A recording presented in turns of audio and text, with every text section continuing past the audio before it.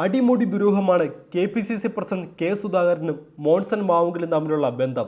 സുധാകരൻ രണ്ടാം പ്രതിയായ പുരാവസ്തു തട്ടിപ്പിലെ വഞ്ചനക്കേസിൽ 280 പേജുള്ള കുറ്റപത്രമാണ് ക്രൈംബ്രാഞ്ച് നൽകിയത്. 97 സാക്ഷികളും 92 രേഖകളും 33 ഡിജിറ്റൽ തെളിവുകളുമുണ്ട്. പോക്സോ കേസ് പ്രതി കൂടിയായ മോൺസൺ മാവുങ്കലുമായുള്ള അടുപ്പവും തട്ടിപ്പിൽ സുധാകരന്റെ പങ്കാളിത്തവും പൂർണ്ണമായി വ്യക്തമാക്കുന്നതാണ് മൊഴികളും തെളിവുകളും. മോൺസൺ മാവുങ്കലിനെ വിശ്വസിച്ച് ചികിത്സയ്ക്ക് പോയെന്ന് സുധാകരൻ പലപ്പോഴേ പറഞ്ഞെങ്കിലും അതിൻ്റെ തെളിവുകളൊന്നും ഇനിയും പുറത്തുവിട്ടിട്ടില്ല. പകരം വന്ന ദൃശ്യങ്ങളും ചിത്രങ്ങളുമാകട്ടെ തട്ടിപ്പുകാരനുമായി സുധാകരനുള്ള അഭേദ്യമായ ബന്ധം വ്യക്തമാക്കുന്നവയുമാണ്.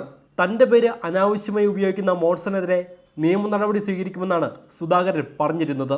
കാലം ഇത്ര കഴിഞ്ഞിട്ടും അങ്ങനെയൊന്നും സംഭവിച്ചിട്ടില്ല.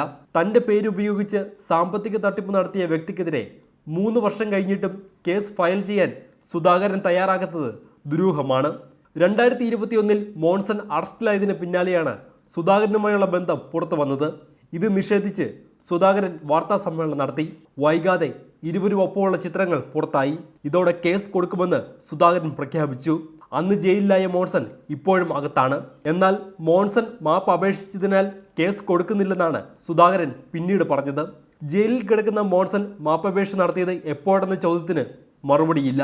പോക്സോ കേസിലെ കുറ്റവാളിയായ മോൺസണോട് യുദ്ധത്തിനില്ല എന്നാണ് സുധാകരൻ്റെ പുതിയ നിലപാട്.